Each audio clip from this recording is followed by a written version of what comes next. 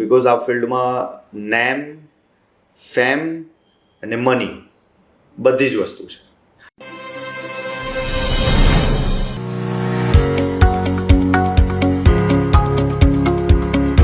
નમસ્કાર દર્શક મિત્રો, હું પ્રતિમા સોની આપ સર્વેનું હાર્દિક સ્વાગત કરું છું ખબર છે .comની સિરીઝ ગુરુદેવો ભવામાં. કહેવાય છે ને કે વિદ્યાર્થીઓ ભણતા હોય છે ને ભણતા તેઓ વિવિધ પ્રકારની સ્કિલ શીખતા હોય છે અને સ્કિલ શીખી અને તેઓ તેમનું ઓવરઓલ ડેવલપમેન્ટ કરતા હોય છે. તે સ્કિલની અંદર ઘણા બધા પ્રકારની સ્કિલ્સ હોય છે, જેમ કે ડાન્સ હોય, પરફોર્મિંગ આર્ટની પણ અલગ અલગ વસ્તુઓ હોય છે, કોઈ પ્રકારની ક્રિએટિવિટી આર્ટ એન્ડ ક્રાફ્ટ હોય કે ડ્રોઈંગ હોય કે એક ઇલોક્યુશન, એન્કરિંગ, એવી ઘણી બધી પ્રકારની સ્કિલ જે અત્યારના સમયમાં બાળકો માટે બહુ નીડફુલ છે. અને આજે આપણી વચ્ચે એક એવા વ્યક્તિ ઉપસ્થિત છે કે જેઓ બાળકની અંદર પરફોર્મિંગ આર્ટને રિલેટેડ ઘણી બધી એક્ટિવિટીઝ એવી છે કે જેઓ બાળકને રૂટ લેવલથી શીખવી અને બાળકોનું સ્કિલ ડેવલપમેન્ટ કરી રહ્યા છે. જેઓ એક જેમને ડાન્સ ગુરુ કહી શકું, જેમને એક્ટિંગ ગુરુ કહી શકું, જેમને ફેશન શો પણ ઘણા બધા ડિઝાઇન કર્યા છે, તો ઘણા બધા લેવલનું સ્ટેજ પરફોર્મન્સનું તેઓ બાળકો પાસે કામ કરાવી રહ્યા છે. તેવા અમિતભાઈ ઠક્કર આજે આપણી વચ્ચે ઉપસ્થિત છે, તો તેમનું ચેનલ વતી હાર્દિક સ્વાગત અને અભિવાદન કરું છું. અમિતભાઈ, આપનું thank you so much madam. આજે તમે ખબર છે .comમાં અહીં આગળ ઇન્વાઇટ કર્યો એ માટે તમારો ખૂબ ખૂબ ધન્યવાદ, અને આ ચેનલને પણ મારો ખૂબ ખૂબ ધન્યવાદ કે આજે આ જગ્યા આપીને મને પ્રોત્સાહન આપ્યું. અમિતભાઈ, આજની આપની વાતના દોરમાં આપણા માટે કેન્દ્ર સ્થાને બાળકો રહેશે અને આપ જે બાળકોને સ્કિલ શીખવી રહ્યા છો, તે સ્કિલની અંદર બાળકોએ શીખી અને કયા લેવલ સુધી પહોંચ્યા છે અને એને બાળકોને શું ફાયદો થાય છે તે વિશે આપણે થોડી ચર્ચા કરીશું. અને સૌથી પહેલી શરૂઆત આપણે તમારાથી કરીશું કે તમે તમારી કારકિર્દીની શરૂઆત કેવી રીતે કરી? જરૂરથી મેડમ, તમે બહુ ઇમ્પોર્ટન્ટ અને બહુ મહત્વનો પ્રશ્ન પૂછ્યો છે. બિકોઝ કેવું હોય છે કે બહુ બધી જગ્યાએ અમુક બચ્ચાઓ ટ્રેનિંગ્સ લેતા હોય છે. ટ્રેનિંગ લીધા પછી એવું થાય કે એ લોકોને યોગ્ય પ્લેટફોર્મ મળવું, યોગ્ય જગ્યા મળવી, યોગ્ય દિશા મળવી. ઘણીવાર એવું થતું હોય ને કે પ્લેટફોર્મ તો મળી જાય, શીખી તો જાય છે, લર્નિંગ પ્રોસેસ તો મળી જાય છે, પણ પ્રોબ્લેમ થાય છે એમને યોગ્ય પ્લેટફોર્મ નથી મળતા.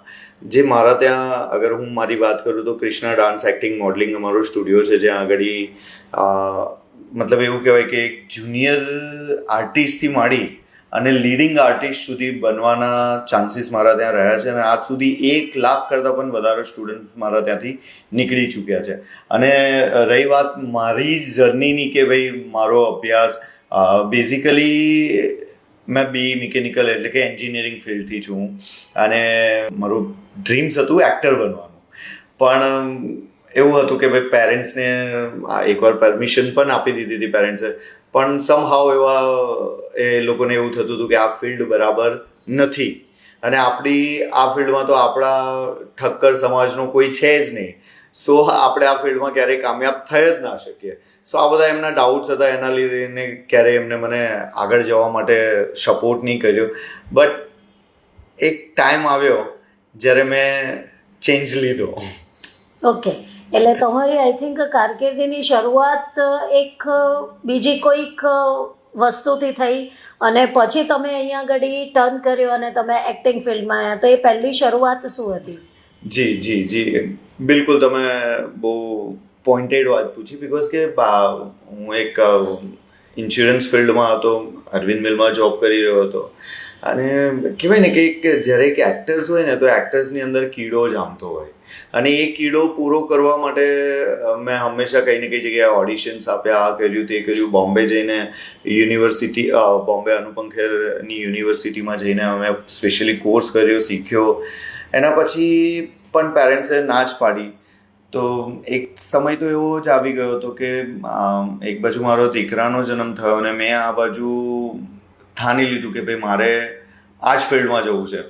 તો ડેફિનેટલી મારા ફાધર અને મારા વચ્ચે તો ઘણું ખરું બોલાચાલી બી થઈ. મારા વાઈફ પણ થોડા ઘણા એને લઈને એ હતા. બટ ત્યારે આઈ કમિટેડ કે ભાઈ હું હવે બેક સ્ટેજ કામ કરીશ. Okay. then now today I am as a casting director, and then casting director તરીકે મારી 35 પ્લસ ફિલ્મ્સ છે, અને એઝ અ કો પ્રોડ્યુસર તરીકે બી મારી 12 થી 15 ફિલ્મો છે. ખૂબ સ્ટ્રગલવાળી એ લાઈફનો ટર્નિંગ પોઈન્ટ કદાચ તમારા માટે રહ્યો હશે, કારણ કે તમારી જે વાત છે એ વાત ઉપરથી જ્યારે તમારા બાળકનો જન્મ થવાનો હતો તે સમયે જ તમે જ્યારે આવું ટ્વિસ્ટ માટે વિચાર્યું ત્યારે 100% ઘરના લોકોનું પણ થોડોક પેલું કહેવાય ને સપોર્ટ નહીં રહ્યો, અને એ સપોર્ટ નહીં રહેવાનું કારણ ચિંતા પણ હોઈ શકે. તો આના ઉપરથી એક પ્રશ્ન છે કે તમે જેમ કહ્યું કે તમારા પેરેન્ટ્સનો તમને સપોર્ટ નહીં રહ્યો, બિકોઝ એ વખતનો એરા હતો કે ત્યારે પેરેન્ટ્સ આ ફિલ્ડને ચૂઝ નહોતા કરતા. તો અત્યારે તમને જે બાળકો તમારી પાસે શીખવા આવે છે તેના પેરેન્ટ્સનો કઈ રીતનો સપોર્ટ મળે છે? અત્યારે સૌથી મોટી ફાયદો એ છે કે અત્યારે ડિજિટલ પ્લેટફોર્મ્સ બહુ બધા વધી ગયા છે. ડિજિટલ સાથે તમે જુઓ તો અત્યારે તમને મેની મોર પરફોર્મ કરવા માટે પ્લેટફોર્મ મળે છે, જેમ કે મૂવીઝ છે, સિરિયલ્સ છે, વેબ સિરીઝ છે, શોર્ટ ફિલ્મ્સ છે, ઇન્સ્ટાગ્રામ છે. બહુ બધી જગ્યાએ તમે પોતાની જાતને બહુ ઇઝીલી અને સેકન્ડભરમાં તમે કનેક્ટ થઈ શકો છો દુનિયા સુધી. એટલે એક કહેવાય ને કે વર્લ્ડમાં અગર તમારે તમારું નામ ને આઈડેન્ટિટી બનાવવી છે, તો અગર જો પેરેન્ટ સપોર્ટ આપે અને થાય એવું કે બચ્ચામાં ટેલેન્ટ હોય, તો ડેફિનેટલી યુ કેન ગો, એ જઈ શકે છે બહુ સારા લેવલ પર, બહુ સારી જગ્યા પર. બસ અંદરથી એક હિંમત અને હોસલાની જરૂરત હોય છે. તો જ્યારે એક્ટિંગ શીખવી હોય તો એક્ટિંગ માટે એવી કઈ વસ્તુ બાળકોએ કમ્પલસરી શીખવી જ જોઈએ કે જેનાથી તે પોતાનું પરફોર્મન્સ બેસ્ટ આપી શકે? એક્ટિંગ થેરાપી આમ જોવા જઈએ તો ઇઝી પણ છે, કારણ કે એક્ટિંગ હવે કેવું થઈ ગયું છે કે દરેક પોતાની લાઈફમાં ઘરે કરતો જ હોય છે, બરાબર છે. પણ એના સિવાય આ જ્યારે કેમેરાની વાત આવે તો દરેક માણસ થોડોક એ થઈ જાય છે, બિકોઝ એનું રીઝન છે કે એને કેમેરા સામે પરફોર્મ કરવાનું હોય. તો અમારી પાસે જ્યારે બચ્ચાઓ શીખવા આવે કે મોટા શીખવા આવે તો અમે લોકો શું શીખવાડતા હોય છે, 5 વસ્તુનું એ લોકોને મોસ્ટલી ધ્યાન રાખવા માટે કહેતા હોય છે. કે ફર્સ્ટ એક હોય છે કે ભાઈ હાઉ ટુ એટીટ્યુડ, પોતે એટીટ્યુડ શું રાખવું, હાઉ ટુ પરફોર્મન્સ, તમારે પરફોર્મન્સ કેવી રીતના કરવું. પછી મેઇન વાત આવે કે ભાઈ હાઉ ટુ ગ્રૂમ, પોતાને કેવી રીતના સજાઈને રાખવું. એ પણ બહુ મોટી વાત છે, કારણ કે જો તમે કોઈ પણ ફિલ્ડમાં જાઓ તો તમારું રહેણીકરણી, તમારું બિહેવિયર એ બહુ ઇમ્પોર્ટન્ટ કરતું હોય છે. અને જે અમારી ફિલ્ડ જે કહેવાય કે ઇન્ડસ્ટ્રીઝ ફિલ્ડમાં, ફિલ્મ ઇન્ડસ્ટ્રીઝમાં બિહેવિયર બહુ જ મોટી વાત છે. બિહેવિયર પછી તમારું આવે છે કે એક લિસનિંગ પાર્ટ, કે તમને સાંભળતા બહુ સારા હોવા જોઈએ. તમે સાંભળી શકો છો તો જ તમે બધી જ વસ્તુનું ઓબ્ઝર્વ કરી શકો છો, અને ઓબ્ઝર્વ કરી શકો તો તમે આગળ ઇઝીલી જઈ શકો છો. આ ફિલ્ડ માટે આ 5 વસ્તુ છે જે મહત્વની છે. પણ એનાથી સૌથી મોટો એ ઇમ્પોર્ટન્ટ વસ્તુ છે જે છે ગ્રૂમિંગ. ગ્રૂમિંગ એટલા માટે કે ચાહે એક્ટિંગ હોય, ચાહે મોડલિંગ હોય, ચાહે ડ્રામા હોય, ચાહે ડાન્સ હોય, બધી જગ્યાએ ગ્રૂમ થયેલા હોવાની બહુ જ જરૂરત છે. સો દર્શક મિત્રો, આ 5 વસ્તુ જે ખરેખર એક્ટિંગ માટે પણ જરૂરી છે અને મારી દ્રષ્ટિએ લાઈફને જીવવા માટે પણ એટલી જ જરૂરી છે કે આ બધી જ વસ્તુ તમારી અંદર હશે તો દરેક ફિલ્ડની અંદર તમે ખૂબ સારામાં સારું પરફોર્મન્સ આપી શકશો. એક્ટિંગમાં તમે એક વાત કહીએ જેનો મેં પોતે અનુભવ કરેલો છે કે જે કામ રૂટીન કરતા હોઈએ પણ જ્યારે કેમેરાની ફ્લેશ લાઇટ તમારી ઉપર આવે છે ને ત્યારે ભલભલાને પાણી છૂટી જતું હોય છે, જેનો મેં પોતે અનુભવ કરેલો છે. એટલે આપણે જ્યારે માની લેતા હોઈએ કે એક્ટિંગ ઇઝી વસ્તુ છે, પણ એટલું ઇઝી પણ નથી. એના માટે કોન્ફિડન્સ લેવલની કદાચ મારી દ્રષ્ટિએ મેક્સિમમ જરૂર પડતી હોય છે કે ગમે તેટલા લોકો સામે ઊભા હોય પણ તમે તમારી જાતને કેવી રીતે એ સમયે પ્રેઝન્ટ કરી શકો છો એ પણ એટલું જ મહત્ત્વનું છે. અમિતભાઈ, બીજો એક પ્રશ્ન એવો છે કે જ્યારે તમે ચાઇલ્ડ આર્ટિસ્ટ જોડે કામ કરી રહ્યા છો અને ઘણા બધા બાળકોને અત્યાર સુધી તમે એક્ટિંગ શીખવાડી છે, તો એમાં કંઈ એજ ગ્રુપની જરૂર હોય કે આ એજથી જ આપણે એક્ટિંગ શીખવાડવાની શરૂઆત કરવી જોઈએ? હું મારા ત્યાંની વાત કરું તો મારા ત્યાં 5 વર્ષથી માંડી અને 65 વર્ષ સુધીના લોકો આવે છે. એટલે એક્ટિંગ ફિલ્ડ એવી છે કે જેમાં એજ ઇઝ નો બાર, એજનો કોઈ એ નથી. સેકન્ડ થિંગ્સ કે મારા ત્યાં તમે જુઓ તો કોર્પોરેટ સેક્ટર્સના લોકો પણ શીખવા આવે છે. દેન ડોક્ટર્સ થઈ ગયા, વકીલ થઈ ગયા, ઓલ્સો પ્રિન્સિપલ્સ પણ કે ભાઈ એમને પણ આપણે ઘણું ખરું શીખવાડ્યું છે. અને એ ટાઈપના લોકો પણ આવે છે ને આજે સારા પ્લેટફોર્મ પર છે. એ લોકો સુરતમાં તમે જોશો તો ઘણા ખરા જ્યુરીઝના જે લેવલ્સ છે એમાં ઘણા ખરા આપણા ત્યાંથી નીકળેલા વ્યક્તિઓ આજે એક ટોપ જગ્યા પર બેઠેલા છે. સો આઈ એમ પ્રાઉડ ફીલ થાય મને કે જ્યારે હું એ લોકોને એ સ્ટેજ પર, એ જગ્યા પર, એ ચેર પર જોઉં ત્યારે મને વધારે ખુશી થાય. અત્યાર સુધી તમે કેટલા બાળકોને, આશરે કેટલા બાળકોને તમે આ ફિલ્ડમાં લઈ જઈ શક્યા છો?